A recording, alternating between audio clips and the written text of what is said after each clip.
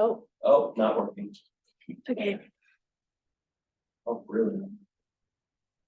I'm going to assume that's where the camera is, and then I'm going to be playing with. It is. Yeah, it's this camera. Ah. Yeah, upside down. It is upside down. I'm working on it. Just give me a minute. Hey, let's go. This way? Is there like a way to? You know what you flip that could do, like, if you wanted to, we could like kind of like all sit kind of out and then. we could Oh, I put got it Up there and then get one corner. Like this? It's just so weird. That worked. We're just gonna call it. That's You Or you could set it on like that. Huh? It's automatically recording. I set it up that way. It looks good. Yeah.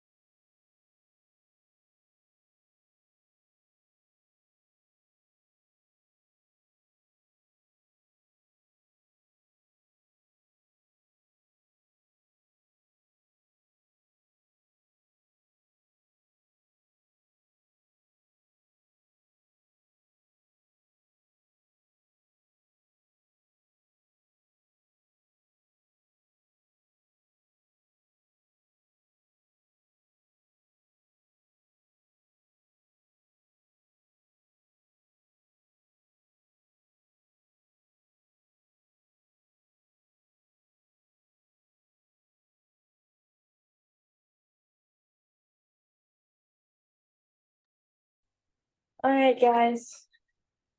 I feel like maybe I should stop share for this point, real quick. I'm already here, so you know what, it's fine. I'm going Just to, keep her going. Where's Troy at? I don't know. Oh, we're gonna get ice cream. He's standing outside Dairy Queen right He now. said he was gonna come watch me present. He did. He lied. He did, it's okay. Well, welcome to club. It's the 10th of April. I don't know what else to say. That's pretty much it. That's all. Yeah, Let's get on. all right, that's all. So I'm presenting today, since we didn't have anything else to do than go to Dairy Queen. I'm going to present about the Joplin tornado and my grandparents' personal story of cleaning up. By the way, my grandparents are Don and Arlene. I'm really bad at saying my names, so. It's that way. You gotta find the sweet spot, remember? It's over there. It's over there. It was, remember when we had the. Oh, sure. Hey, where's Alan? Alan had the. Not bad. How many of you know about Joplin tornado? Oh, yeah. Oh, yeah. Well, on May 22nd, 2011, the residents of Joplin, Missouri had their lives changed in a flash. The day started normal, you know, as most tornadoes do, and it changed late afternoon. The tornado that struck Joplin was an EF5 multiple vortex tornado, and the maximum width of the tornado was over 1 mile. One source said 1.6 miles was the widest. And the wind peaked at more than 200 miles per hour. The town was devastated. This tornado was not only damaging to the property in Joplin, but it had high claiming of lives. And the tornado claimed 158 lives directly and 8 indirectly. One was a police officer that was struck by lightning. Well, that's not Responding the tornado's fault. to cleanup, and the 7 others were a infectious disease outbreak because of the damage. So Okay, 158 lives were directly during the tornado, the 8 were after, and it injured more than 100,000 others. This makes it one of the single deadliest tornadoes since 1953 in the United States.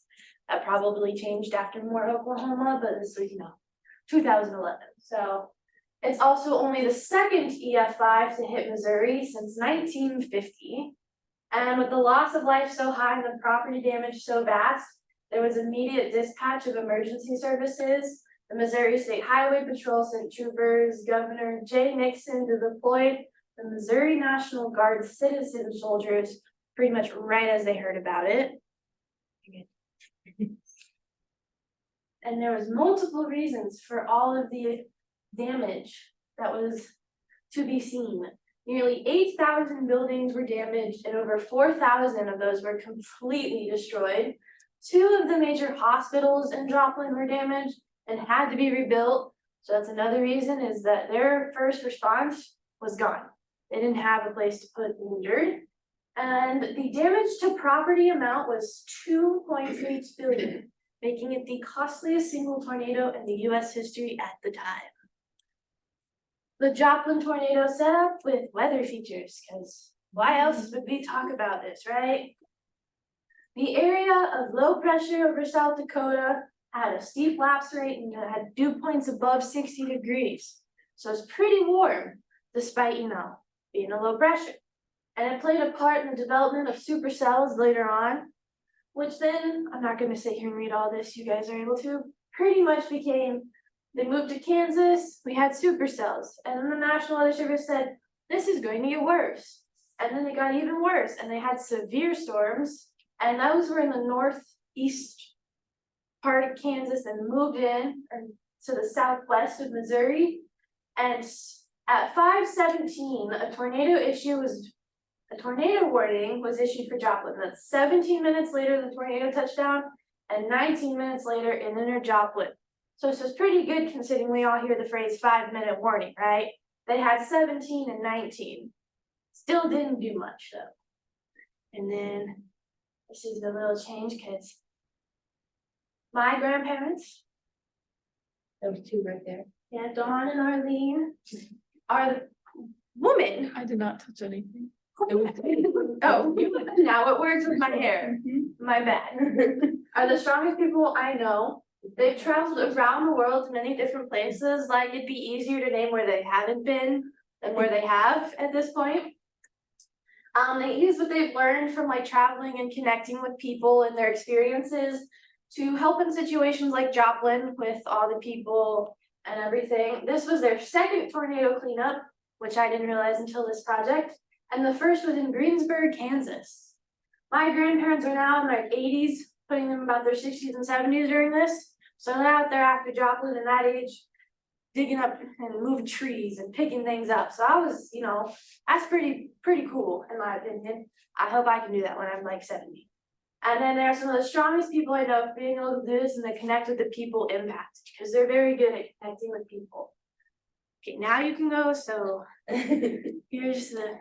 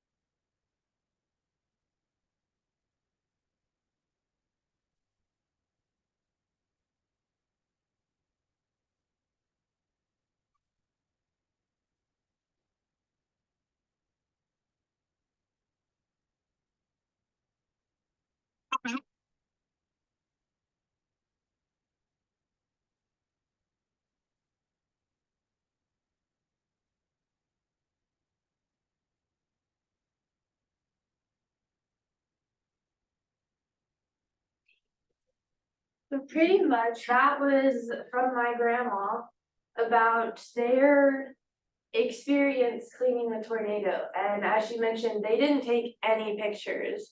because it was so devastating that out of respect, they just couldn't find it in themselves to take any photos.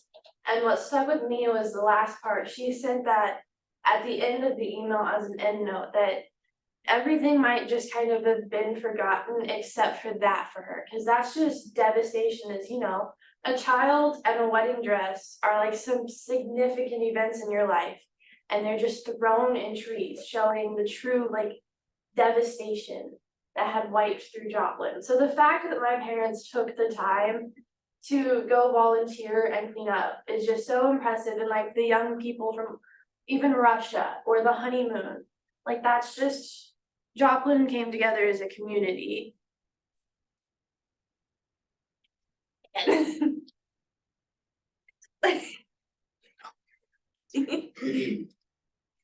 So while Joplin was hit hard and obviously very devastated, the community was supported.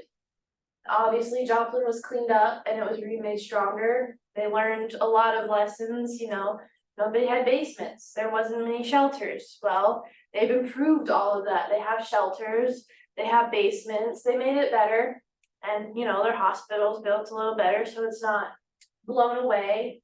As you saw, there's lots of donations, and then my grandma said she had stacks and stacks to sort through.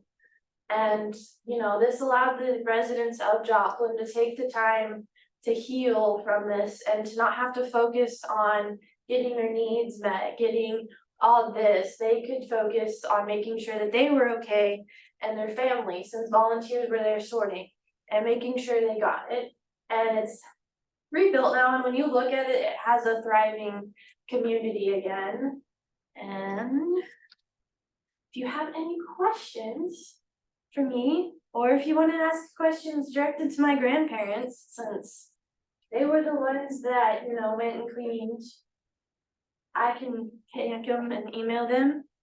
And then if you want to click to the next slide real quick, these are my sources. Obviously, the photos of Joplin are from the web because my parents didn't take my grandparents. I own the photos of my grandparents. I promise those are not taken from anything, they're mine. So we can't Google a picture of you. You might be able to, I don't know. And then if you wanna go back, but yeah, go back. So I mean, I hope all of you know but yeah, I mean, I don't know, I feel like it was a very brief presentation, but. Do you know how long it took to actually like clear it all up? So when they got there, she had said that most of like the cleanup itself was done besides this thing, like the big parts. So I think that took a few weeks, because they got there pretty close to after, but not. And you know, it's hard to clean up a bunch of big trees. A chainsaw can't really. So there's that, and then I think sorting donations and stuff took even more weeks. So there was a lot of different estimations on how many months, but it took for them to fully be kind of, they still struggle obviously, but to be fully was like over a year, I believe, or sure. Like it took a hot minute just because there was so much, and then the Joplin was so big, and then that tornado didn't leave anything. Yes. I was gonna say, how has is this single event impacted your, I guess, like your desire to be like a meteorologist in a way, or how much has it impacted? Absolutely, Yeah. because the fact that I think it's really sad that many people died, because even though they had a 19-minute warning almost.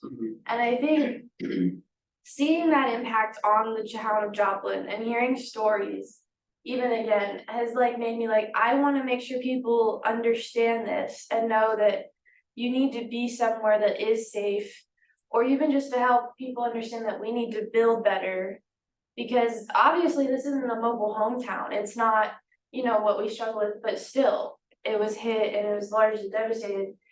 And you know, it's like 7th grade, this was years ago. I wasn't like, I didn't know I wanted to be a meteorologist yet. But hearing my grandparents go clean that up, because it was on the news, like President Obama even went to Joplin to talk. And to know that my grandparents went to clean it up and help, and hearing about that made me go, this is what I want to do to help my community, and just like learn, why does this happen and why was this so bad? Cool. Anybody else? Claire, anything? No? Anybody wanna? Thank you. Yeah. Good job.